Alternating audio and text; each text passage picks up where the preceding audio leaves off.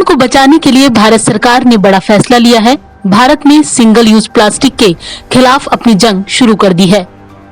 दरअसल प्रधानमंत्री नरेंद्र मोदी ने 4 साल पहले ही सिंगल यूज प्लास्टिक के उपयोग को चरणबद्ध तरीके से खत्म करने के लिए शपथ ली थी। उसके बाद सरकार अब 1 जुलाई से देश में इस दिशा में अपना पहला कदम उठाने जा रहा है। पर्यावरण मंत्रालय ने सिंगल यूज प्लास्टिक पर पूरी तरह से पाबंदी लगाने का फैसला लिया है। पर्यावरण मंत्रालय की ओर से कहा गया है कि भारत ने 1 जुलाई से सिंगल यूज प्लास्टिक के उत्पाद के निर्माण, आयात, निर्यात और बिक्री पर पूरी तरह से पाबंदी लगाने का फैसला लिया है। इस प्लास्टिक की उपयोगिता बहुत कम होती है, लेकिन ये पर्यावरण को नुकसान सबसे अधिक पहुंचाता है। लिहाजा इसे 1 जुलाई से पूरे देश में प्रतिबंधित किया जा रहा है। इसी दिशा में सरकार ने ये पहला कदम उठाया है। सरकार के इस फैसले के बाद प्लास्टिक के स्ट्रॉ, प्लास्टिक की पन्नी में लिपटी टॉफी, प्लास्टिक की पन्नी में लगी मिठाई के डिब्बे पर प्रतिबंध लग जाएगा।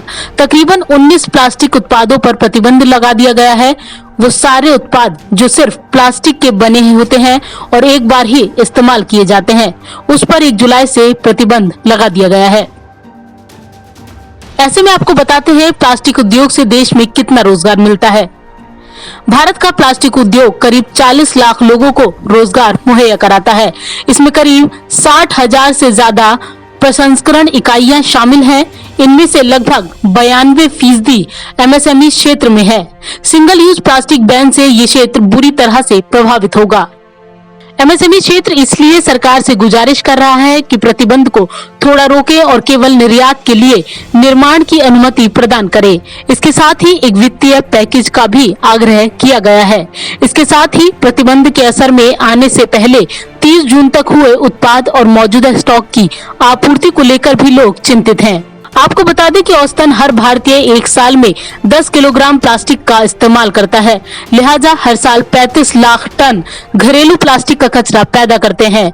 इसकी वजह से कूड़े का अंबार लगता है। प्लास्टिक सिर्फ कूड़ा ही नहीं है, बल्कि ये जहरीला रसायन होता है जो सालों साल यूं ही बना रहता है। इसे खत्म करना आसान नहीं है।